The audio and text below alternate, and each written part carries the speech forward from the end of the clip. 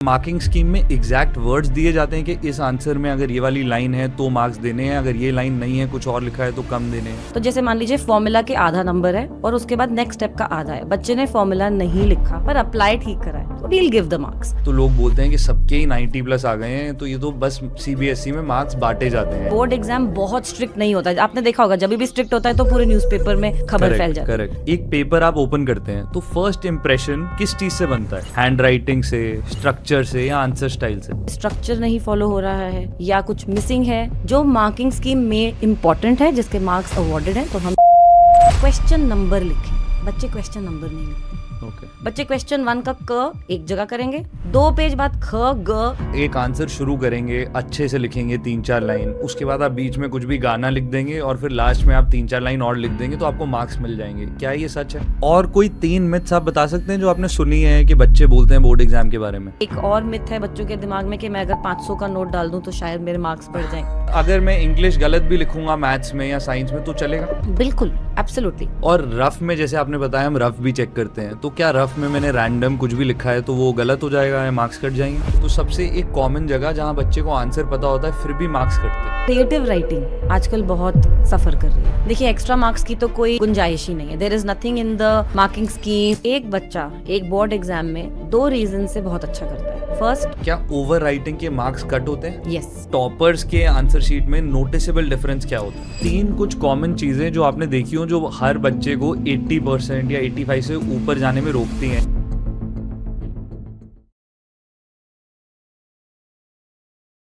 12th boards को लेकर students panic में होते हैं और पेरेंट्स प्रेशर में होते हैं। प्रेपरेशन बहुत बट क्लैरिटी बहुत कम होती है। इस कंफ्यूजन का रिजल्ट होता है हार्ड वर्क के बाद भी मार्क्स कट होना, आंसर्स लिखने के बाद भी मार्क्स नहीं मिलना, क्योंकि स्टूडेंट्स को ये पता ही नहीं है कि एग्जामिनर पेपर चेक करते कैसे हैं। हमारे साथ हैं मिस नम्रता मलिक। नम्रता मैम लास्ट 20 ईयर्स से बोर्ड एग्जाम्स चेक कर रही हैं और ये एग्जामिनर के पर्सपेक्टिव से सब कुछ बताती हैं। आज हमने बात करी 12th बोर्ड की मिथ्स, 12th बोर्ड हैक्स और चेकिंग के सीक्रेट्स, जो अगर आप ठीक से सुनेंगे तो आपको 90% से ज्यादा स्कोर करने में बहुत हेल्प करेगा। ये टिप्स गेसवर्क नहीं, ये 20 साल की पेपर चेकिंग की रियलिटी है। Namrata Malik on school cast with Avyakt. Hello Namrata ma'am, welcome to school cast with Avyakt. Hello, how are you? All good ma'am. Board exams is the trending topic, सब लोग जानना चाहते हैं, यूट्यूब इंस्टाग्राम पे यही चल रहा है। और आज तक मैंने अभी तक कोई पॉडकास्ट नहीं देखा है जो एग्जामिनेशन चेक करते हो उनका। तो आज आई थिंक ये बहुत स्पेशल एपिसोड है कि बच्चे ये देखकर शायद कुछ अपने मार्क्स 5-10% से इंक्रीज कर पाएँ। Can you introduce your self? Thank you so much for having me. Thank you very much.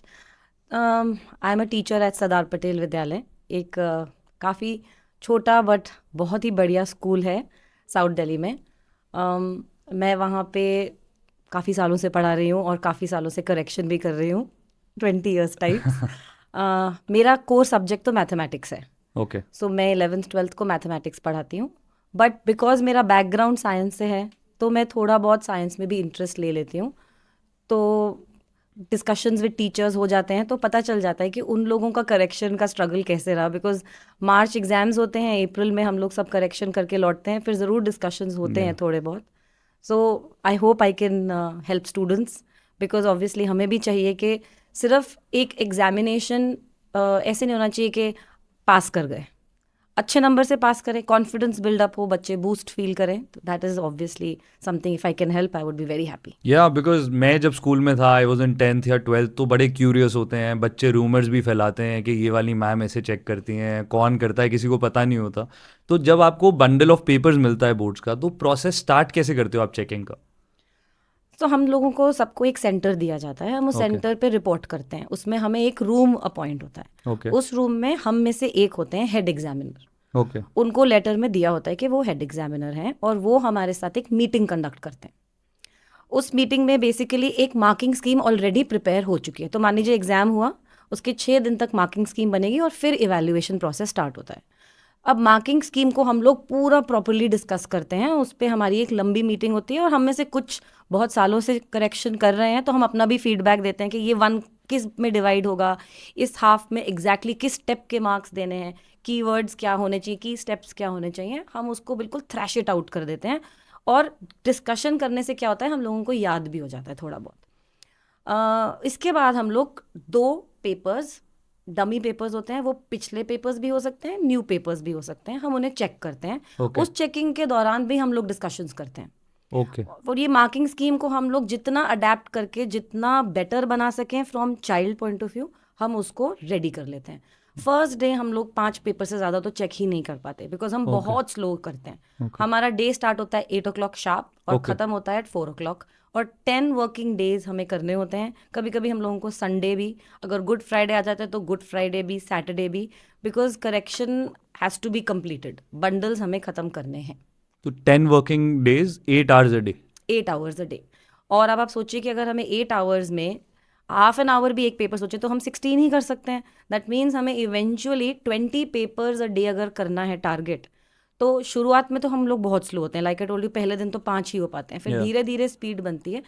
And के डेज में 21, 22, 23 भी पहुंच जाते हैं। पर अगर आपका टारगेट ऑफ 20 अ डे नहीं हुआ तो आपको स्टे बैक करके ख़त्म करने ही पड़ते हैं। HE and AHE। Now AHE कौन होते हैं कि हम में से ही जब हम लोग डमी पेपर्स करेक्ट कर रहे होते हैं, जो हेड एग्जामिनर हैं वो हमारा काम देख के 2 AHE assistant head examiner select करते हैं। अब जो इवैल्यूएटर्स का काम है, हम 12 तक इवैल्यूएटर्स एक कमरे में हैं, उनका काम AHE और HE दोनों चेक करते हैं।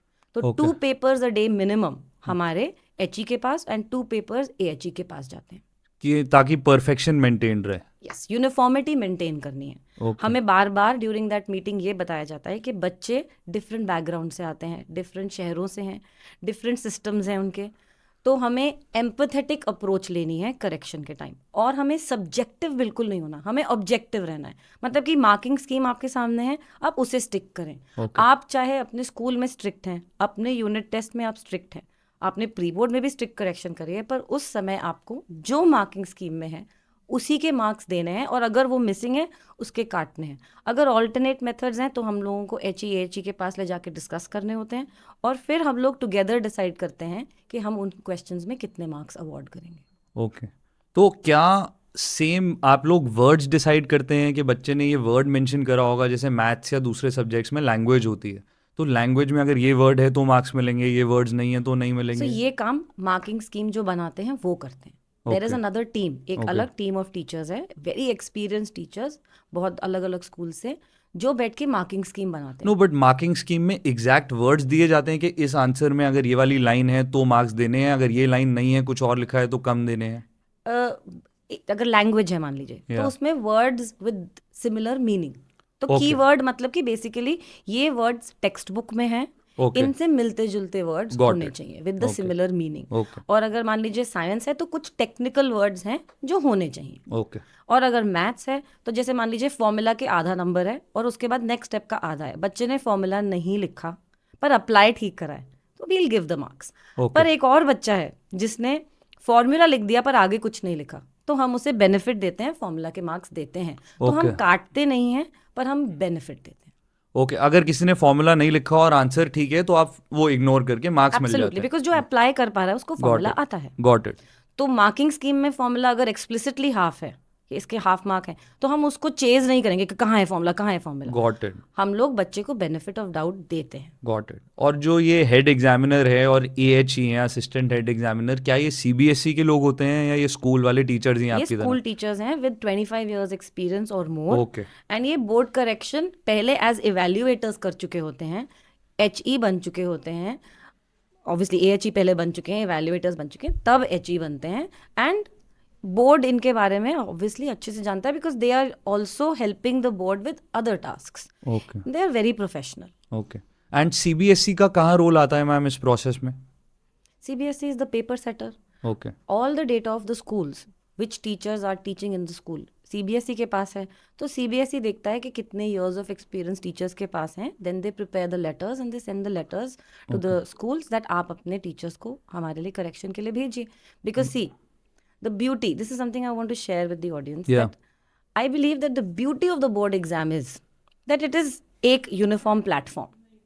आप किसी भी सिटी में हैं, आप किसी भी बैकग्राउंड से हैं, आप डिफरेंट हैं, दिल्ली डिफरेंट, मुंबई डिफरेंट, छोटा शहर of UP different, Bihar different, पर वो सब एक यूनिफॉर्म प्लेटफॉर्म पे आ जाते हैं जब वो बोर्ड एग्जाम देते हैं। अब उस बोर्ड एग्जाम में हम लोग सब्जेक्टिव नहीं होते, हम ऑब्जेक्टिव रहते हैं, क्योंकि हमारा एम क्या है कि हम बच्चे की या तो हेल्प करें बाय बीइंग एम्पैथेटिक, या फिर हम लोग बच्चों को एक स्तर पे लाएं जितना पॉसिबल है, जिसमें टीचिंग प्रोसेस भी बहुत इंपॉर्टेंट है, but evaluation is not suppose to break the child, it's suppose to make the child. But जब मैं भी स्कूल में था, जैसे आप बोल रहे हैं हम एम्पैथेटिक होते हैं, तो हम बहुत बात करते थे कि हर साल आई थिंक ये बात होती है कि जब भी रिजल्ट आता है तो लोग बोलते हैं कि सबके ही 90+ आ गए हैं, तो ये तो बस CBSE में मार्क्स बांटे जाते हैं कि बोर्ड्स में अच्छा रिजल्ट दिखे स्कूल का या सब जगह का तो फ्री में बांटते हैं। क्या एम्पैथेटिक का मतलब ये है कि जहाँ नहीं मार्क्स देने होते वहाँ भी दे देते हैं? Not at all. I think बच्चे ये भूल जाते हैं कि आप एक पूरा साल लगाते हैं एक सब्जेक्ट को पढ़ने के लिए, आप प्री बोर्ड देते हैं, प्री बोर्ड में आपके 60/80 आए या 50/80 आए, आपको लगता है कि आप शायद वही हैं, पर आप ये भूल जाते हैं कि आप दिन रात उसके बाद पढ़ते हैं। कितने ही बच्चे कितने ही सैम्पल पेपर्स करते हैं, आपस में डिस्कस करते हैं, दे बर्न द मिडनाइट ऑयल। घर पे भी काफ़ी ज़्यादा अब आप टाइम स्पेंड करते हैं, अब आप स्कूल का ट्रैवल भी नहीं कर रहे हैं। जब आप इतने कॉन्सेंट्रेशन के साथ पढ़ते हैं तो आप एक्चुअली एक middle level exam, because board exam बहुत स्ट्रिक्ट नहीं होता है, आपने देखा होगा जब भी स्ट्रिक्ट होता है तो पूरे न्यूज़पेपर में खबर फैल जाती है, तो आपके स्कूल के एग्जाम के या तो लेवल का होगा या उससे थोड़ा ईजियर ही होगा। ओके। उस केस में जब आपने इतनी मेहनत करी है, आपने इतने आवर्स पुट इन करें, आप अच्छा लिखते ही हैं, that's the first thing. Second, हम लोग मार्किंग स्कीम को ब्लाइंडली फॉलो करते हैं, ऑब्जेक्टिवली फॉलो करते हैं, लिटरली हम लोग 1-to-1 मैपिंग करते हैं कि ये स्टेप्स हैं, ये हमें मिलने चाहिए। हम लोग मार्क्स नहीं बांटते, हम लोग ग्रेस मार्क्स भी बहुत कुछ सिचुएशंस में देते हैं, एंड मॉडरेशन के भी कुछ क्राइटेरिया होते हैं।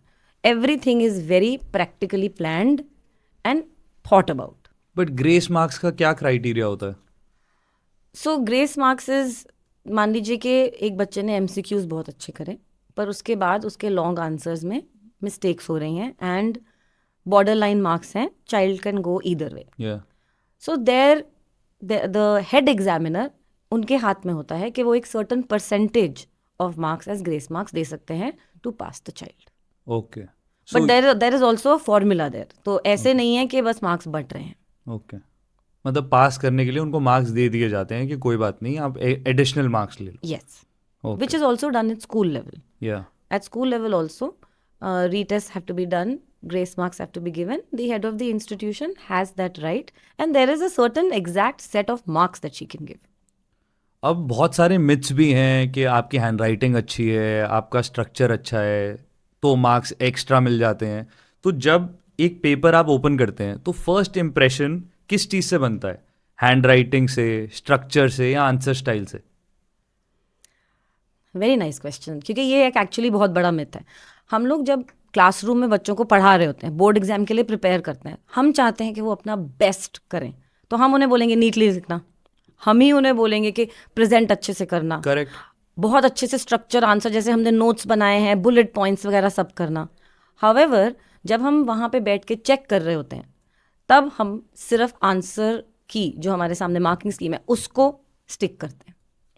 अब अगर एक बच्चे ने हमें गंदी हैंडराइटिंग में दिया तो हम उसको पीनलाइज नहीं करेंगे, हम ढूंढेंगे, हमारा काम शायद थोड़ा डिफिकल्ट हो जाता है। हम वो आंसर के जो वो कीवर्ड्स हैं वो ढूंढेंगे, वो की स्टेप्स ढूंढेंगे, जो हमारा काम चैलेंजिंग ज़रूर बना देता है, बट ये नहीं है कि हम मार्क्स काटेंगे या बस मार्क्स अवॉर्ड कर देंगे।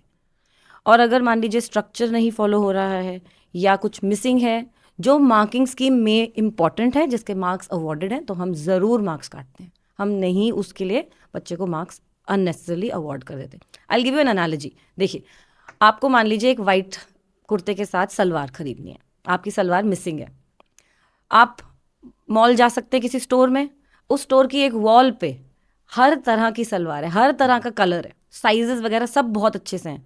अब आपको पता है आपका क्या साइज़ है, आपको क्या कलर चाहिए, आप फटाफट जाएंगे उस रैक में, आप उठाएंगे, शायद आपको ट्राई भी ना करना पड़े, आपका काम आसान हो गया, आप आ जाएंगे। बिल्कुल। दूसरा, आप अपनी किसी किनारे की दुकान पे जाएं, वहाँ पे एक पाइल ऐसे एक ढेर बना हुआ है तो मिल गया तो ठीक है, नहीं अब आप मिला ढूंढते जाएंगे, आपका तो गोल फिक्स है, आपको तो आज पहनना है तो आपको चाहिए, तो आप ढूंढते जाएंगे, पर ऐसा तो नहीं कि आप ढूंढते ही जाएंगे और आपका फंक्शन ही मिस हो जाए, तो आप फिर क्या करेंगे, आप फिर गिव अप कर देंगे। अगर बच्चे ने अच्छे से प्रेजेंट करा है तो टीचर का काम आसान हो जाता है। पर अगर बच्चे ने इतनी काटा पीटी करी है, इतने क्रॉसेस करे हैं, तो टीचर का काम बहुत डिफिकल्ट हो जाता है। हम AHE के पास भी ले जाते हैं, अपने साथ वाले जो हमारे साथ बैठे होते हैं उनसे भी हेल्प ले लेते हैं, किसी ना किसी तरह से हम ढूंढने की पूरी कोशिश करते हैं। पर अगर वो इस तरह से छुपा के उन्होंने लिखा हुआ है तो फिर हम नहीं हेल्प कर पाते। वहाँ पे हम या तो अंडरलाइन कर देते हैं या नोट लिख देते हैं।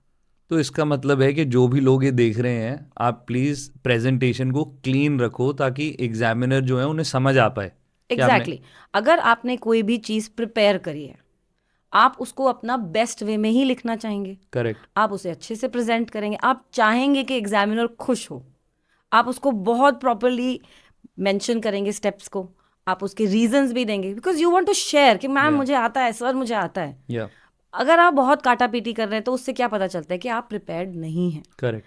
तो वो अच्छा इंप्रेशन तो नहीं देता। पर ये चेकिंग का टाइम इज नॉट इम्प्रेशंस का time. Checking is like I said objective. Got it. Marking scheme में है, मार्क्स मिलेंगे। मार्किंग स्कीम में नहीं है और आप हमें घुमा रहे हैं तो हम भी फिर घुमा के 0 दे सकते हैं। बट जैसे आपने बताया कि रोज़ के 20 चेक करने होते हैं, इतना प्रेशर है कि ये ख़त्म करने हैं नहीं तो एक्स्ट्रा टाइम होगा, तो एग्जामिनर्स भी मे भी कभी कभी जल्दी में अगर उन्हें नहीं समझ आ रहा है तो वो नहीं देते होंगे, ज़्यादा टाइम नहीं है आपके पास एक पेपर में इन्वेस्ट करने का, तो नहीं समझ आया तो 0 दिया और आगे बढ़ गए। Again a very good question. तो पेपर्स दोबारा चेक होते हैं, लाइक आई टोल्ड यू कि एक इवैल्यूएटर का AHE और HE भी पेपर ज़रूर देखते हैं, बट वो 2 या 3 ही देखते हैं। और केजिंग भी चेक करी जाती है। मान लीजिए किसी क्वेश्चन में 0 है, हाफ है, तो वो एक पर्टिकुलर क्वेश्चन भी उठा के चेक कर सकते हैं हर पेपर का। Yes why not.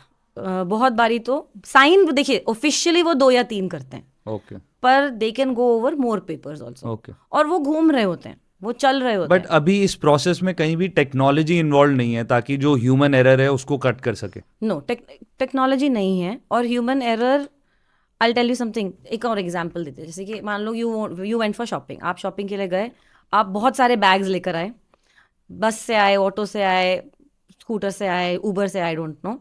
आप घर आए, आपने कहा यार ये तो पैकेट रह गया, मेरा फ़ोन, मेरा कार्ड, राइट। तो ह्यूमन एरर आप ही के शॉपिंग में जिसको आपने अभी अभी करा हो सकता है। ह्यूमन एरर इज पॉसिबल, जिसकी वजह से CBSE ने एक प्रोसेस स्टार्ट करा है कि आप अपने पेपर की एक फोटोकॉपी ले सकते हैं, Okay. और आप उसको रीचेक करवा सकते हैं to basically minimise this human error वाली पॉसिबिलिटी। अगर किसी का ह्यूमन एरर हो जाता है और वो बाद में फॉलो अप होता है, बाय द वे, उस इवैल्यूएटर तक ये बात जाती है, उस इवैल्यूएटर के साथ डिस्कशन होता है, उस इवैल्यूएटर को फिर ब्रीफ भी करा जाता है कि आपको ये गलतियां नहीं करनी। But yes, having said that, हम पे बर्डन होता है, एंड वो बर्डन बच्चे हमारा कम कर सकते हैं अगर क्वेश्चन नंबर लिखें। बच्चे क्वेश्चन नंबर नहीं लिखते हैं। Okay. बच्चे क्वेश्चन 1 का क एक जगह करेंगे, 2 पेज बाद ख ग, एंड में ड़। अगर बच्चे वहां पे मेंशन भी कर दें डन लेटर, हर आंसर शीट के ऊपर पेज नंबर होता है, आप पेज नंबर मेंशन कर दें, ग्रेट। अगर बच्चे ऑर्डर वाइज पेपर करें, एक सेक्शन के क्वेश्चन तो एटलीस्ट एक साथ करें, या तो रिवर्स ऑर्डर में करें या स्टार्टिंग से एंड तक करें, कोई ऑर्डर फॉलो करें, that will make it easier for us. And gap छोड़ें बिटवीन 2 क्वेश्चंस, ताकि हमें पता चल जाए अच्छा ये क्वेश्चन यहाँ खत्म हुआ है, ये यहाँ शुरू हुआ है। क्वेश्चन नंबर मिस भी हो गया तो एटलीस्ट हमें पता तो है कि नेक्स्ट क्वेश्चन है।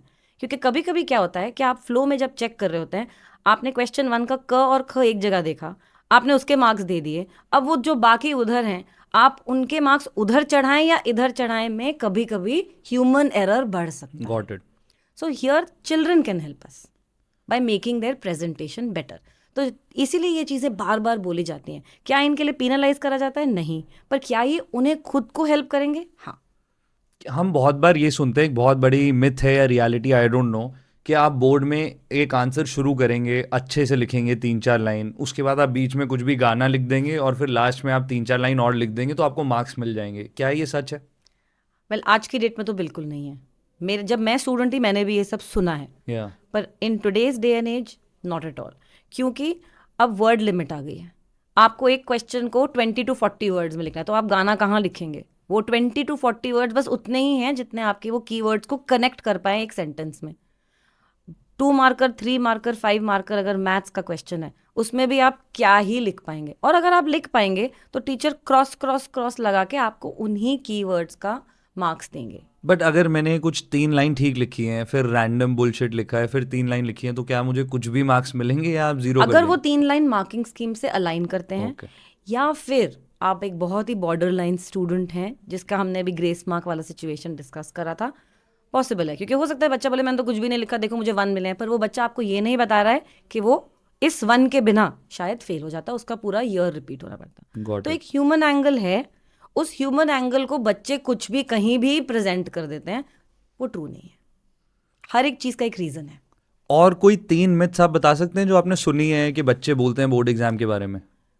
आप जो बोल रहे हैं वैसे भी बहुत सुने हैं, और ये सुना है कि टीचर्स बायस्ड होते हैं, क्योंकि हम लोग स्कूल में अपना बायस बच्चों को उनके टोज पे रखने के लिए दिखाते हैं, वो भी सिर्फ उनको चैलेंज करने के लिए।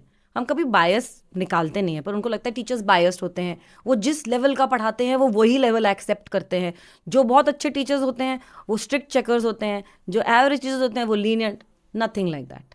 ये कोई भी ऐसी चीज ट्रू नहीं है। मार्किंग स्कीम क्लियर है, और लाइक आई सेड इंक्वायरी भी हो सकती है, तो you can't just do anything that you want. और मार्किंग स्कीम आप लोग ही बनाते हैं या सीबीएसई से आता है? मार्किंग स्कीम सीबीएसई ही बनवाते हैं, but there is another panel that does that. Okay. And they are also teachers. But CBSE directly has no role in checking of exams. No, the students are from a school, evaluators are also from another school. Okay. Marking scheme is made by teachers of another school. और क्या आप लोगों को name या school पता चलता है जब आप चेक Not करते at हैं? all. हमें रोल नंबर भी नहीं पता होता। There's total secrecy there. Okay. I don't think there's any myth about this. ये तो सबको पता ही है कि एक स्टेट का पेपर किसी और स्टेट में भी जा सकता है फॉर करेक्शन, और मोस्टली जाता ही है। और क्या कोई एग्जामिनर अगर चाहता है कि मेरे को ये वाले बच्चे का पेपर मिल जाए, मैं चेक कर लूं बीच में, बाकी बंडल में? I have never heard of that. मैंने कभी ऐसा नहीं सुना। ओके। तो मेरे को तो नहीं लगता, ये सब आई थिंक अगेन मिथ्स हैं। हाँ, एक और मिथ है बच्चों के दिमाग में कि मैं अगर 500 का नोट डाल दूं तो शायद मेरे मार्क्स बढ़ जाएं। Not at all. हमें ये भी रिपोर्ट करना होता है। ये हम लोगों की प्रॉपर रिपोर्टिंग की एक चार्ट एंड टेबल होता है। We have to fill up all the details, AHE also, HE also. तो ये भी ऐसे भी कुछ नहीं चलता। कोई स्टोरी लिख दें वहाँ पे कि मेरा एक्सीडेंट हो गया था, नॉट एट ऑल। मतलब इतना ना, एक्चुअली आई थिंक 8 to 4 वाला एंड जो 20 पेपर्स वाला जो एक टाइम फ्रेम है, उससे ये अच्छा हो जाता है कि हमारे पास इमोशनल होने का टाइम ही नहीं है, हमारे पास सब्जेक्टिव होने का टाइम ही नहीं है। हम ऑब्जेक्टिव ही रहते हैं, क्योंकि हमें हमारा गोल कंप्लीट करना है, which is 20 papers for the day, which means 1 paper in 20 minutes, and I will not get swayed by other things. Marking scheme me first few days slow रहेंगे क्योंकि मार्किंग स्कीम अभी मेमोराइज नहीं हुई है। Got it. Third day तक तो memorise ही हो जाती है, so then you become faster. और पहले 2-3 पेजेस में आपको आइडिया हो जाता है ये बच्चे ने पेपर कैसा किया है, आगे का कैसा होगा? नॉट एट ऑल, क्योंकि देखिए some children excellent at MCQs but they are terrible at long answer questions. Maths के पॉइंट ऑफ व्यू से बोलूँ तो कुछ बच्चे जो हैं, आपको हिंदी इंग्लिश टीचर्स भी बताएंगे, लिटरेचर उनका बहुत स्ट्रांग होता है, लैंग्वेज बिल्कुल स्ट्रांग नहीं होता, क्रिएटिव राइटिंग नहीं कर पाते। तो कोई भी ऐसा कोई रूल नहीं है। एंड टीचर्स, अभी मैं हमने डिस्कस ही करा था कि हम फर्स्ट इंप्रेशन या किसी भी इंप्रेशन पे तो जाते ही नहीं है। हम पे ना कोई गुड इंप्रेशन पड़ता है ना कोई बैड इंप्रेशन पड़ता है। द ओनली थिंग इज अगर बच्चा बहुत नीटली लिखेगा तो वो हमें हेल्प कर रहा है इन गिविंग देम मार्क्स, और नीटली नहीं लिखेगा तो वो हमारा काम थोड़ा डिफिकल्ट बना रहा है। पर हम 0 ऐसे ही नहीं दे देते, ना फुल ऐसे ही दे देते हैं। अब कभी कभी ऐसा होता है कि बोर्ड्स में अगर मुझे आंसर समझ नहीं आ रहा है तो मैं उसको इतना ब्यूटीफुली शुगर कोट करके मैं उसको घुमा घुमा के लिख रहा हूँ कि वो ठीक भी नहीं है और वो पढ़ने में अच्छा भी बहुत लग रहा है। तो आप लोग क्या देखते हैं, कीवर्ड्स, लॉजिक या लैंग्वेज? देखिए, अगर इंग्लिश हिंदी का पेपर है, सोशल साइंस का पेपर है, साइकोलॉजी, सोशियोलॉजी, तो लैंग्वेज बहुत इंपॉर्टेंट है। पर अगर मैथ और साइंस का पेपर है तो लॉजिक बहुत इंपॉर्टेंट है। सिंपल एग्जांपल, मतलब अगर मैं इंग्लिश गलत भी लिखूंगा मैथ्स में या साइंस में तो चलेगा? बिल्कुल, एब्सोल्युटली। पर कुछ चीज़ें हैं जो नेगोशिएबल नहीं है। जैसे कि फॉर एग्जांपल अगर एक बच्चे ने लिखा plants, photosynthesis happens in plants, उसको लग रहा है उसने बिल्कुल सही लिखा है, आप भी बोलेंगे बिल्कुल सही लिखा है, पर मार्किंग स्कीम में लिखा होगा photosynthesis happens in green plants. जब क्लोरोफिल ही नहीं है तो फोटोसिंथेसिस कैसे हो पाएगा? Unless there are certain examples. So that green is important, and those examples for where it's not happening or happening are very important. So the marking scheme will highlight these things, and children, they will feel कि हमने तो सही लिखा, मेरा तो answer 2 आ गया फिर भी मेरे मार्क्स नहीं आए। आपने कोई फॉर्मूला तुक्के से लगाया, आपने कुछ उसमें प्लग इन करा, कुछ कुछ आपने करा, आपका 2 आ गया, but trust the marking scheme and the evaluator. अगर आपने सही लिखा होगा तो वो आपको मार्क्स देंगे, नहीं तो नहीं देंगे। और अगर आप श्योर हैं तो आप अपना पेपर देख सकते हैं, you can get it open. और अगर फॉर्मूला गलत है और आंसर सही है तो उसमें मार्क्स मिलेंगे? Not at all, no marks. No marks even if the answer is right? Not at all, because step wise है। पर अगर MCQ है और बच्चे ने उसमें वर्किंग करी है और कुछ गड़बड़ करा है पर आंसर करेक्ट है ABCD, then we have to give marks, because MCQs में 0 and 1 का फॉर्मूला चलता है। Okay, so there the child will get lucky. और आप मार्किंग स्कीम के कुछ 3 एग्जाम्पल दे सकते हैं, बता सकते हैं कि मार्किंग स्कीम में जैसे आपने बताया फोटोसिंथेसिस, ऐसी मार्किंग स्कीम में और 3 चीज़ें क्या होती है? अब जैसे मैं मैथ्स का बता सकती हूँ, because I am a math person, so I give you good examples of math. तो मान लीजिए हमें एक ट्राइंगल के एंड पॉइंट्स दिए हैं, हमें बोला है कि आप उसका एरिया निकालें। अब जो बच्चे कोचिंग के लिए जाते हैं उनको शॉर्टकट्स भी सिखाए जाते हैं, वो शॉर्टकट लगा के आंसर निकाल लेंगे, पर उन्होंने एक भी जो 12th क्लास के सिलेबस से रेलेवेंट है ना मेंशन करा है ना फॉर्मूला लिखा है। Okay. तो हम उसे हाफ मार्क फॉर आंसर देंगे, अगर उसने यूनिट दिया है तो। यूनिट नहीं दिया तो उसके भी कट जाएंगे। यूनिट मतलब? जैसे कि area should be centimetre square या unit square. Got it. Volume will be unit cube. या अब शॉर्टकट्स के लिए वजह से उसको हम आंसर का तो बेनिफिट देंगे, क्योंकि उसने कुछ तो रफ में वर्किंग करी है, हम रफ कॉलम भी चेक करते हैं। ओके। या पर अगर उसने, क्योंकि ये क्वेश्चन डिटर्मिनेंट्स का है, अगर उसने डिटर्मिनेंट्स का फॉर्मूला ही नहीं लिखा, कुछ मेंशन ही नहीं करा, तो हम उसे मार्क्स नहीं देंगे। अगर उसने कोई ऑल्टरनेट मेथड यूज करा है, और अच्छे बच्चे ये करते हैं, ऑल्टरनेट मेथड यूज करने के बाद उसे एक्सप्लेन कर देते हैं कि हमने ये मेथड यूज करा है, ये उसका रीजन, तब भी हम उन्हें फुल मार्क्स दे देते हैं। तो ये मार्किंग स्कीम में एक चीज होती है। यस, ठीक है। एक वन इज दिस के आप जो भी फॉर्मूला रख ले हैं वो शॉर्टकट नहीं होना चाहिए, या फिर अगर शॉर्टकट है तो एक्सप्लेनेशन होना चाहिए। मैथ्स की मार्किंग स्कीम जैसे कैसे चलती है, मान लो एक क्वेश्चन 5 मार्क्स का है, तो उन्होंने कम से कम 10 स्टेप्स आइडेंटिफाई करे हैं, जो मार्किंग स्कीम मतलब पूरा सोल्यूशन वर्कड आउट है, उसके against half half half half half half 1 जो भी उनको देना है वो ऑलरेडी अवॉर्डेड है। तो इतना ट्रांसपेरेंट होता है कि आप वहां से देखते हैं, उसको मैच करते हैं और मार्क्स देते हैं। Got it. Mostly alternate methods की ऑप्शन कम ही होती है, पर अगर कोई बच्चा ऑल्टरनेट मेथड यूज करे और उसको मेंशन कर दे कि ये रीजन है, ये एक्सप्लेनेशन है, we give marks for that also. Okay. और रफ में जैसे आपने बताया हम रफ भी चेक करते हैं, तो क्या रफ में मैंने रैंडम कुछ भी लिखा है तो वो गलत हो जाएगा या मार्क्स कट जाएंगे? No no, always I'll repeat this, we try to give benefit to the child. Okay, we don't penalize the child. If just giving benefit that if the child is thinking right and rough, so it would be correct. Yes. You know, it pains us जब एक बच्चे ने question ही गलत copy कर लिया, पूरा का पूरा क्वेश्चन गलत हो गया, पर हम देख सकते हैं कि रफ वर्क में जहां उसने वर्किंग करी उसने सही क्वेश्चन लिखा है, तो हम उसको थोड़ा सा बेनिफिट दे सकते हैं। बट अब जैसे हम ह्यूमन एरर की बात कर रहे हैं, so suppose one teacher is checking और आज हर ह्यूमन है, आज दिन अच्छा नहीं है, घर पर लड़ाई हुई है, कुछ हुआ है, मैं इस माइंडसेट से आ रहा हूँ और मैंने देखा मुझे गुस्सा आ रहा है, मैं सही आंसर भी गलत कर रहा हूँ और वो हेड एग्जामिनर के पास नहीं जाता है वो paper, so then the risk is on the child side कि मेरे को वो टॉलरेट करना पड़ेगा मेरे कम marks, right? Excellent question actually, but एक ना रिदम होता है ऑफ योर वर्क, उसमें एबरेशन नहीं हो सकती। ऐसा नहीं हो सकता कि मैंने पेपर 2 गंदे मूड में चेक करा पर पेपर 3 में एकदम ठीक हूँ, पेपर 4 में भी मैं एकदम ठीक हूँ और वो पेपर AHE के पास गया और सब सही है।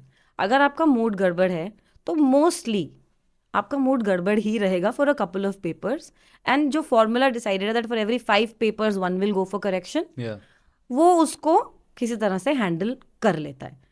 तो मुझे नहीं लगता कि हम में से कोई भी अपना करियर ऑन द लाइन लगाएंगे because of our mood.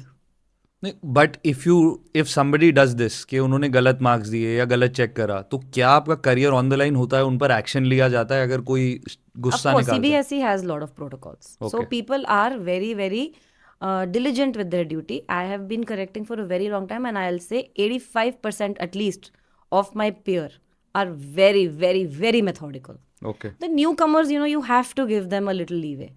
So that 15% that I'm leaving is for that. Okay. But most people, especially in Delhi, you know, I feel कि uniform हो जाता है। अब जैसे you'll hear कि relatives move to some other country, वो अपनी संस्कृति को भूल रहे हैं। क्यों? क्योंकि आप उस नई जगह को अडेप्ट करने लगते हैं। तो बहुत से डिफरेंट लोग, टीचर्स दिल्ली आके जब काम करने लगते हैं, वो दिल्ली के सिस्टम को अडेप्ट करने लगते हैं। तो एक अच्छा सिस्टम इन प्लेस है। आई थिंक हर मेट्रोपॉलिटन में एक अच्छा सिस्टम इन प्लेस है, एंड इट्स सीपिंग डाउन। मतलब वो छोटे शहरों में भी जा रहा है, एंड इनफैक्ट आई वुड से कुछ छोटे शहरों में तो बहुत हाई क्वालिटी ऑफ वर्क भी हो रहा है। सो ये एक मिथ है, आई होप आपके चैनल से जाए। बट येस, अगर आपको कहीं पे भी लगता है कि मैं तो लिख के आया था, ये तो गलती हुई है, तो आप अपना पेपर ज़रूर रिकरेक्ट करवा सकते हैं। और क्या एक अच्छा आंसर एग्जामिनर का मूड पॉजिटिवली अफेक्ट करता है कि आगे उनको अच्छा फील होता है कि इस बच्चे ने 4-5 अच्छे आंसर दिए हैं तो प्रॉब्ली ये इंटेलिजेंट है, या कुछ बायस होता है? नहीं, लाइक आई सेड, हम लोग मार्किंग स्कीम को ब्लाइंडली स्टिक करते हैं। ठीक है, उसने अच्छा आंसर लिया है तो हम ज़रूर खुश होते हैं, अपने रूम में भी बोलते हैं वाओ व्हाट एन आंसर।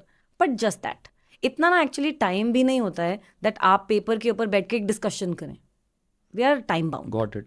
अब सबसे एक कोई कॉमन जगह होगी जहां आपने देखा होगा पैटर्न के बहुत मार्क्स कटते हैं, तो सबसे एक कॉमन जगह जहां बच्चे को आंसर पता होता है फिर भी मार्क्स कटते हैं?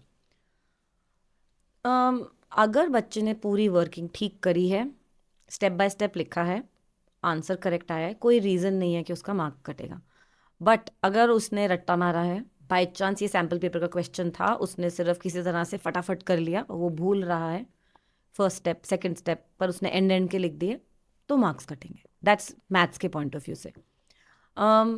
जो मेरे लैंग्वेज के टीचर्स हैं, जो फ्रेंड्स हैं, वो ये बोलते हैं कि बच्चों की क्रिएटिव राइटिंग आजकल बहुत सफ़र कर रही है, बिकॉज रीडिंग हैबिट नहीं है।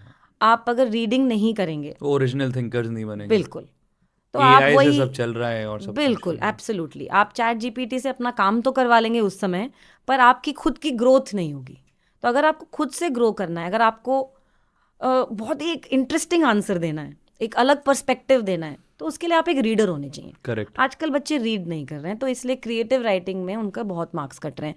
जहाँ पे भी पैराग्राफ राइटिंग है, वहाँ पे they are losing out on marks. और जैसे आप मैथ्स के टीचर हैं, तो क्या आप दूसरे सब्जेक्ट्स भी चेक करते हैं? Not at all, not at all, only maths. I am a PGT math and I am strictly math, but because I have a background, like I said, of science, I like to talk about stuff with and curiosity. और अगर एक student ने जो आपकी marking scheme को छोड़कर एक बहुत ही वंडरफुल आंसर है जो मार्किंग स्कीम में भी नहीं है वो लिख दिया, क्या उसके एक्स्ट्रा मार्क्स भी मिल सकते हैं? देखिए, एक्स्ट्रा मार्क्स की तो कोई गुंजाइश ही नहीं है। There is nothing in the marking scheme और in our system which rewards a child. इसीलिए first thing I told you was, बहुत अच्छा प्रेजेंट करा है, we can not give extra benefit. गंदा प्रेजेंट करा है पर जो कंटेंट है वो लिखा है, we will give the marks. अब अगर बच्चे ने एक ऑल्टरनेट मेथड यूज करा है, as a teacher I usually do give stars, even if I know that the paper will never reach the child, but it's just a habit from school teaching. तो हम अपने वे में उनको reward कर सकते हैं, बट एक्स्ट्रा मार्क्स का कोई गुंजाइश नहीं है। और ऐसा नहीं है कि आगे जाके किसी क्वेश्चन में उसने गलती करी तो हम उसे इग्नोर कर दें या निगलेक्ट करें। No, we will stick to the marking scheme जो हमारे पास है। अब आपने ये सारा काफ़ी हद तक हमें ग्राउंड वर्क बता दिया है, तो 3 टिप्स आप क्या देंगे बच्चों को to get extra marks? Read the question properly. First thing, children don't read the question. Question क्या चाहता है एग्जैक्टली, उसको पहले समझ लो। फटाफट एकदम से शुरू मत करो, कोई इतनी जल्दी नहीं होती। Read the question properly. Second, उस क्वेश्चन को पहले प्रॉपरली कॉपी कर लो अपने आंसर शीट पे, और पूरा वर्कआउट करने के बाद जब आंसर आ गया, आंसर के आसपास एक बॉक्स बनाओ, एक लाइन बनाओ या गैप छोड़ो, और क्वेश्चन पेपर पे उसे टिक कर दो कि मेरा ये क्वेश्चन हो गया है। अगर आप कोई क्वेश्चन नहीं कर पा रहे हैं, उस पर स्टक ना हो। सेकंड है, don't get stuck on a question. नहीं हो पा रहा है, leave space for it, come back to it later. And हमेशा ये याद रखना है कि बोर्ड एग्जाम और this question is not the make और ब्रेक ऑफ योर लाइफ। ये एक सिर्फ फेज है छोटा सा। अगर मेंटली स्ट्रांग नहीं होंगे तो फिर नर्वस हो जाएंगे। सो go to the next questions, do them with your full enthusiasm and be sure that your memory, आपका hard work आपको वापस उस question पे जब लाएगा, आप उसे कर पाएंगे। Got it. This is one tip. This was the second tip. Okay. First tip was read the question properly. Read the question properly. Second is mark it properly in your... Second is if you get stuck at a question. Okay. Second tip, if you get stuck at a question, leave it and come back to it later. Okay. Third one is try and keep note of the time. Okay. Divide already as per sections. When can you do that? अगर आपने enough sample paper करें तो आपको पता होगा कि इस section में मुझे इतना टाइम लगना चाहिए, इस सेक्शन में इतना टाइम, इस सेक्शन में इतना टाइम. और कोशिश करें कि 10 मिनट कम से कम आपके पास रिविजन के लिए हो. उस रिविजन में आप ब्यूटिफिकेशन ऑफ आंसर शीट करें, उसको साथ साथ ना करें. Got it. सिर्फ आंसर को हाईलाइट करके आगे बढ़ जाओ, ब्यूटिफिकेशन और मत करो. बाद में कम करें. Back to that if you have time for revision. Got it. और कुछ प्रेजेंटेशन मिस्टेक्स जो स्टूडेंट अंडर एस्टिमेट करते हैं बट उसकी वजह से बहुत मार्क्स कटते हैं. प्रेजेंटेशन मिस्टेक में जैसे हमारे मैथ्स में I can tell you graph के क्वेश्चंस होते हैं, तो ग्राफ में बहुत सी चीज़ें मिसिंग होती हैं जिसके बिना जो उन्होंने हमें सोल्यूशन दिया है वो हमें ठीक नहीं लगता. मतलब आप अपने दिमाग में सही सोच रहे होगे बट आप अगर दोगे नहीं तो उसके मार्क्स नहीं मिलेंगे. बिल्कुल. और अगर आप क्वेश्चन कर रहे हो, आप क्वेश्चन नंबर ही नहीं लिख रहे, आप कौन सा आउट ऑफ द चॉइस कौन सा क्वेश्चन कर रहे हो ये क्लैरिटी नहीं है, तो ये प्रॉब्लम है. सेक्शन ऊपर लिखो सेक्शन ए, उसके क्वेश्चंस एक साथ करो, सेक्शन बी एक साथ करो, सेक्शन सी एक साथ, सेक्शन वाइज क्वेश्चन करें. अगर आपको बीच में कोई क्वेश्चन नहीं आता उसके लिए जगह छोड़ दें, कम बैक टू इट. अगर आपको जगह नहीं छोड़ना तो वहाँ लिख दो question 19 done later. Clearly teacher को बता दो कि हमने आगे कराया, हमें मार्क्स वहाँ दे दीजिएगा. इससे आपको ये प्रेजेंटेशन की चीज़ें ही आपको हेल्प करती हैं. Got it. और कुछ ऐसे सीक्रेट्स हैं जो आप बता सकते हैं बच्चों को, अगर उन्हें मार्किंग स्कीम या चेकिंग के बारे में पता हो तो उनकी सेम नॉलेज के साथ उनके मार्क्स बढ़ जाएंगे. एक बच्चा एक बोर्ड एग्जाम में 2 रीज़न से बहुत अच्छा करता है. फर्स्ट, उसको अपना कंटेंट पूरा पता है, उसने एनसीईआरटी कवर टू कवर पढ़ लिया. Got it. But cover to cover पढ़ने के बावजूद भी हो सकता है कि जो मुझसे क्वेश्चन पूछा जा रहा है मैं अप्लाई नहीं कर पा रही क्योंकि क्वेश्चन थोड़ा सा टर्न अराउंड कर दिया, ट्विस्ट कर दिया. बिल्कुल. उसके लिए क्या करना होता है आपको? Sample papers. अब पर्सनल एक्सपीरियंस मेरा ऐसा है, I got really high score in my math after doing 17 papers. So I tell my students that sweet number, वो जो एक बढ़िया नंबर ऑफ पेपर्स करने चाहिए वो है 17. ओके. जिसके लिए प्री बोर्ड तक आपका सब्जेक्ट मैटर हो जाना चाहिए. Got it. और उसके बाद आप सैम्पल पेपर्स करेंगे. जब आप सैम्पल पेपर्स करेंगे ना तो it's like you learn how to dodge the bullet, but okay you are prepared. आप नर्वस नहीं हो. अंडरस्टूड. और जैसे आपने बताया कि हर क्वेश्चन का वर्ड्स दिए होते हैं कि इतने वर्ड्स में लिखना है, क्या ओवर राइटिंग के मार्क्स कट होते हैं? Yes. Okay. And do you guys actually count the word limit?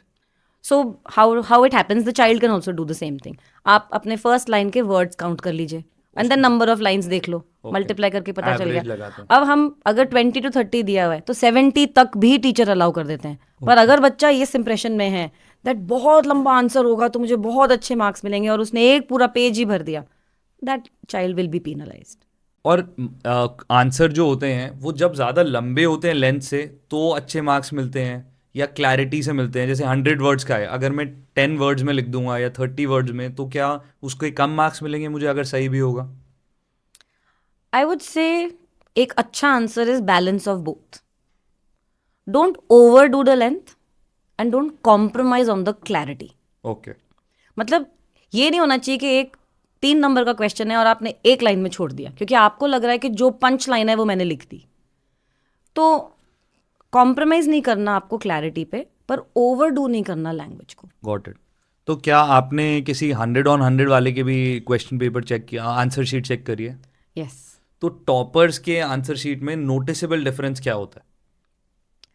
Toppers के आंसर्स में बेसिकली क्या होता है कि जैसे कि आप एक जॉय राइड पे हैं, आपको जो चाहिए या जो मार्किंग स्कीम में है वो लिखा हुआ है, और क्योंकि उस बच्चे ने इतनी डेडिकेशन के साथ पढ़ा है, इतना उसमें पैशन है, उसने इतना हार्ड वर्क करा है कि वो उसको प्रेजेंट भी अच्छे से करेगा, उसकी हैंड राइटिंग भी अच्छी होगी और उसने हर एक चीज़ का रीज़न भी दिया होगा. तो जो आपके की स्टेप्स या की वर्ड्स हैं वो आपको मिल जाएंगे. उसने टेक्स्ट को यूज़ करा होगा, पढ़ा होगा. तो जैसे अगर आपने इंग्लिश का कोई बुक पढ़ा है एनसीईआरटी का, तो आप उसके कुछ वर्ड्स जब आप अपने आंसर में यूज़ करेंगे the teacher will know that this child has read. Reference आ रहा है. अगर आप एनसीईआरटी का मेथड यूज़ कर रहे हैं मैथ्स में वर्सेस आप अपने कोचिंग का कोई या जेई का कोई मेथड यूज़ कर रहे हैं, then the teacher will know that okay this child has studied for the board exam. ये नहीं कि जेई देते देते by the way board exam. So topper जो होते हैं उनमें इतना पैशन और इतना जज्बा होता है कि वो जो आपको चाहिए आपको परोस के दे देते हैं, आपको कोई गलती निकालने का मौका ही नहीं मिलता. और क्या चेकिंग जो करते हैं टीचर्स, उनके इंटेलेक्ट से फर्क पड़ता है कि बच्चे की चेकिंग कैसे होगी? पड़ता है, पढ़ सकता है, एज इन तभी तो आपको मार्किंग स्कीम दी है और तभी वो मार्किंग स्कीम डिस्कस होती है. सो मान लीजिए यू आर वेरी न्यू, अभी आपका अभी इतना सॉलिड फाउंडेशन नहीं हुआ है, तो आपको मार्किंग स्कीम गाइड करेगी और न्यू वालों के साथ HE और AHE थोड़े से ज़्यादा इन्वॉल्व रहेंगे. अनदर थिंग इज, जब मैं 1 साल पेपर चेक करती हूँ, इतने पेपर चेक करे सोचो मैंने, अब मैंने कैलकुलेशन करते हैं 20 पेपर्स अ डे, 10 days मतलब 200 papers every year Now for 20 years. Now you realize that जब मैं उस साल बच्चों को पढ़ा रही हूँ 12th को, तो मैं वो बोर्ड पेपर तो मेरे को रटा हुआ है, उसमें क्या चाहिए और क्या नहीं चाहिए, कॉमन मिस्टेक्स क्या थे, कहाँ पे बच्चे 94 या 95 पे अटक गए, वो सब मुझे याद है. वो नॉलेज मैं अपने बच्चों के साथ शेयर करती हूँ. तो जब हम वो शेयर करते हैं, हम अपना वर्स्ट केस भी डिस्कस करते हैं, कभी कभी बच्चों को बेस्ट केस भी देते हैं, तो वो मिथ्स भी कभी कभी बन जाते हैं, जबकि the intention is to guide the children in the right direction. But जो पेपर चेक करते हैं, क्या वो अपनी क्लासेस में जाके बताते हैं कि मैं एग्जामिनेशन चेक करने वाली हूँ, या उनको पहले से पेपर का एक्सेस होता है? Not at all, not at all. This is only the next batch will get to know that, okay, this was something, ma'am. And we never give reference of directly anything. Very indirectly we will give reference that we went for correction, this, etc., etc. And correction is something which is a duty. So every teacher is supposed to do it. It's not like suspense या secret. और 3 कुछ common चीज़ें जो आपने देखी हो जो हर बच्चे को 80% या 85 से ऊपर जाने में रोकती हैं, ऐसी कुछ common mistakes. So basically, like I said, hard work, passion, these are the things which will take you towards the top. You know? No, but I think smart work is also very important. आप same knowledge के साथ जाएंगे तो आप शायद 80 से 90 भी कर सकते हैं, थोड़ा स्मार्ट वर्क के साथ. Very true. Hard work plus smart work is equal to success, ये मेरी एक कलीग बोलती है, which I agree completely. So smart work है, पर स्मार्ट वर्क और हार्ड वर्क के लिए फॉर अ स्टूडेंट क्या करना है? हार्ड वर्क के लिए उसे अपना कंटेंट पढ़ना है, जो मैंने अभी बताया. आपको अपना टेक्स्ट पता होना चाहिए, आपने NCERT करी होनी चाहिए, एग्जाम्पलर करी होनी चाहिए. और स्मार्ट वर्क के लिए आप क्या करेंगे? आप सैम्पल पेपर्स करेंगे. जब आप सैम्पल पेपर्स करेंगे तो आप ऑटोमेटिकली कहाँ अंडरलाइन करना है, जब आप सैम्पल पेपर अपना चेक करेंगे आपको कीवर्ड भी पता चल जाएगा, आपको कहाँ हाईलाइट करना है, कैसे प्रेजेंट करना है, वो सब क्लियर हो जाएगा. So I would say hard work is you finish your syllabus pre board तक, and smart work is pre board और बोर्ड के बीच में, if 17 possible but no pressure, कम से कम 10 पेपर तो कर लें और उस साल का सैम्पल पेपर तो ज़रूर कर लें. और मेन बात जो हम बार बार कर रहे हैं, प्रेजेंटेशन मैटर्स अ लॉट. जैसे आपने अपनी शॉप वाली बात बताई, अगर आप किसी शॉप में जाओगे और आपको कोई सामान नहीं मिलेगा तो वो फिर गायब रहेगा. अगर क्लियरली मेंशन्ड है तो शायद वो दिखेगा, तो उसके मार्क्स भी एक्स्ट्रा मिले. Presentation matters a lot because it makes the job of the evaluator easy. But उसका डिस्क्रेडिट नहीं है कि मान लो आपने गंदा प्रेजेंट करा है पर आपका कंटेंट परफेक्ट है, स्कैटर्ड है, कुछ यहाँ लिखा है, कुछ वहाँ लिखा है, कुछ एरो लगा के मार्जिन में लिखा है, तो भी हम उसे ढूंढ के मार्क्स देंगे. हाँ, हमें टाइम ज़रूर लगेगा, जिसकी वजह से हमें स्टे बैक करके एक्स्ट्रा पेपर्स करने पड़ेंगे, पर बच्चे को डिस्क्रेडिट हम नहीं करते हैं. और क्या अगर हम पॉइंटर्स में लिखते हैं, ये भी बहुत बात करते हैं लोग कि अगर आप पैराग्राफ में लिख रहे हो तो वो पढ़ना मुश्किल है तो उसके कम मार्क्स मिलेंगे, अगर आप पॉइंटर्स में लिखोगे 1 2 3 या बुलेट्स में लिखोगे तो उसमें ज़्यादा मार्क्स मिलेंगे. ये जैसे बिजनेस स्टडीज़ है, जैसे सोशियोलॉजी, साइकोलॉजी है, वो टीचर्स बेटर आंसर कर पाएंगे. But I think too much length, like I said, should be avoided. You don't overdo length. Okay. You will always focus on the content. So how you present the content is up to you. कोई लोग flow chart बनाते हैं, कोई लोग tables बनाते हैं, कोई लोग बुलेट्स यूज करते हैं, कोई लोग पैराग्राफ बनाते हैं. There is no good or bad. It's correct, incorrect, present, missing. Correct content should be present. Wrong stuff should be missing. और जो भी हमने अभी मिथ्स की बात करी, क्या कोई और इससे बड़ा कोई मिथ है जो बच्चे बिलीव करते हैं, या आपके जो डॉटर या आपका सन होगा उन्होंने आपको कभी बोला हो कि ऐसा ही होता है क्या बोर्ड एग्जाम में? आई थिंक एक सबसे बड़ा मिथ जो मैं अपने पर्सनल लाइफ से शेयर करना चाहती हूँ, that the board exam is not the make और ब्रेक ऑफ योर लाइफ. सबसे बड़ा एक जो प्रेशर आजकल बच्चों पे है इज दैट अगर इसमें मेरे नंबर नहीं आए तो मेरा कहीं एडमिशन नहीं होगा. इसी वजह से we have so many entrance exams also. आप जिस जगह जाना चाहते हैं उसका एक आपके लिए एक एंट्रेंस एग्जाम है. सो बोर्ड एग्जाम एक मेक और ब्रेक नहीं है. That is the first thing that students should remember. It is a very good way of balancing the entire country for that one exam.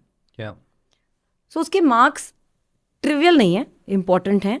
बहुत से entrances में ranks के लिए कभी कभी बोर्ड का स्कोर देखा जाता है. बट हाउएवर एक जगह अगर आप पेपर में अटक रहे हैं, इतना नहीं नर्वस होना कि उसके बाद आप अपने नेक्स्ट पेपर के लिए नहीं पढ़ पाएं. Got it. तो ये हमेशा ध्यान रखना कि ये मेरे लाइफ का प्रेजेंट है, सब कुछ नहीं है. सब कुछ नहीं है. Very true. So personally my son did very well in the boards and then after that chose a different path altogether and it's another struggle now. Got it. तो ये struggle अब उसके सामने बहुत छोटी लगती है. और कोई एक बहुत ही फनी इंसिडेंट जो आपने पेपर में ऑब्जर्व करा और आपको बहुत देर तक बहुत आपने हंसा हो कि ये क्या लिख दिया या क्या पढ़ लिया. बहुत एसेज मिलते हैं कि मेरे साथ ये हो गया, मेरे साथ वो हो गया एग्जाम में. हाँ, लास्ट शीट में नोट भी लगा होता है. तो ये तो बहुत कुछ आप शेयर कर सकते हैं कि एग्जाम्पल के क्या लिखा होता है उसमें. एक बच्चे ने लिखा था कि मैम मेरा एक्सीडेंट हो गया, मेरा पहले भी एक्सीडेंट हो चुका था, कल फिर से हो गया, आज सुबह मैं आ रहा था फिर मैं उसी पैर पे गिर गया और मम्मी मेरी हॉस्पिटल में है, मेरे फादर तो है ही नहीं. मतलब everything wrong that can happen with the child had happened. उसने मतलब पूरी अपनी क्रिएटिविटी यूज करी कि शायद मेरी ममता जाग जाए. But again like I said, हम समझते हैं कि बच्चे अलग अलग बैकग्राउंड से आते हैं, पर हम ऐसे ही किसी को धक्का नहीं मार सकते. You know, it's not possible. Little bit grace in the hands of HE is possible for marks, but other than that मैं अपने लेवल पे सिर्फ करेक्शन करती हूँ with that marking scheme in my hand. No, but अगर जैसे किसी ने आपको ये लिखा तो क्या उसे ग्रेस मार्क्स मिलने की प्रोबेबिलिटी बढ़ जाती है? Not at all, not at all. ऐसा कुछ भी नहीं है. Like I said, grace marks का एक बहुत स्टैंडर्ड फॉर्मूला होता है which depends mostly on the marks the child has got, not the extra things they have written. Okay. Now we have a special rapid fire round, so okay. I'll ask a question, you have to quickly answer. I'm ready. Presentation or content? Content, 100%. Content is above presentation. Content is the only thing. Content is the king. Is the king. Yeah. Length or clarity? Can I say balance of both or I have to choose one? Choose one. Clarity. Small length but clarity is good. Keywords or explanation? Keywords. It is better than explanation. Keywords cannot be missing. You can write explanations of a lot of things, but if the keywords are missing, you can lose out. So if I'm a student, मुझे एक question मिला और मैंने उस question में सिर्फ keywords लिख दिए. Keywords join ही नहीं करे तो keywords Sense के बनना marks चाहिए. हाँ, पर आप एक्सप्लेनेशन में उन कीवर्ड्स को ना यूज करें, पर आप बहुत एक्सप्लेनेशन किसी किसी चीजों का लिखें जो आपको ठीक लग रहा है. Got it. वो नहीं. Okay. One mistake that immediately costs marks. Not writing the correct steps. Steps. They are important. Yes. Like you just now asked. अगर मैंने सिर्फ keywords लिख दिए पर उसे कुछ explain ही नहीं करा, वो फिर आपको marks cost करेगा. Got it. One habit that almost always helps students. One habit that always helps students is hard work. Regularity. Cliched, but you should do it. Yes, because on that day, you can only be mentally strong, emotionally strong. Yeah. But you cannot recover from not studying. Yeah. One thing students overthink about board exams. That it is the make or break of my life. One line every class 12 student should know about checking. That correction is a very transparent, unbiased process, and really good quality examiners are doing this evaluation. Lovely. और जो ये आपने बताया marking scheme है, क्या ये एक public information है? यस. जब आप अपना पेपर भी निकलवाएंगे आपको उसके साथ मार्किंग स्कीम मिलेगी. और जब पेपर हो जाता है उसके कुछ दिन बाद marking scheme is available on the CBSE website. So anyone can go and see. Absolutely. Okay. On the CBSE website? Yes. So you'll see QP stands for question paper, MS stands for marking scheme. Okay. And children should go over it. जब बच्चे लोग sample paper भी करेंगे तो वो देखेंगे कि वहाँ पे QP भी है और MS भी है. सैम्पल पेपर का भी CBSE पब्लिश करती है. Got it. एंड जो रेफरेंसेस और भी CBSE निकालते हैं और पब्लिशिंग हाउसेस भी निकालते हैं, वो भी क्वेश्चन पेपर भी देते हैं, उसके साथ में सोल्यूशन, पर सोल्यूशन के साथ मार्किंग स्कीम भी होती है. Got it. Thank you so much Namrata ma'am, ये सारे सीक्रेट्स बताने के लिए चेकिंग के बारे में. सीक्रेट्स हैं but not so secret because it is available, but कोई देखता नहीं है आई थिंक. और बहुत ज़्यादा स्केप्टिसिज्म और बहुत ज़्यादा कंट्रोवर्सी चलती रहती है online. So thank you so much for clearing all our doubts. It was a pleasure having you. It was my pleasure too, and I hope this helps the students. Yeah. And students should always remember one very important thing कि उनको पता होता है कि सही या गलत क्या है. Absolutely. अपनी आवाज़ सुने, अपने अंदर की आवाज़ सुने और उसी पे चलें. जो भी रूमर्स या मिथ्स हैं उनको ज़्यादा ना सुने. रेगुलरली काम करें, हार्ड वर्क करें और जितने नंबर आते हैं ऑनेस्टली उनके साथ अपनी मार्कशीट लेके प्राउडली लाइफ में आगे बढ़े. परफेक्ट. Thank you.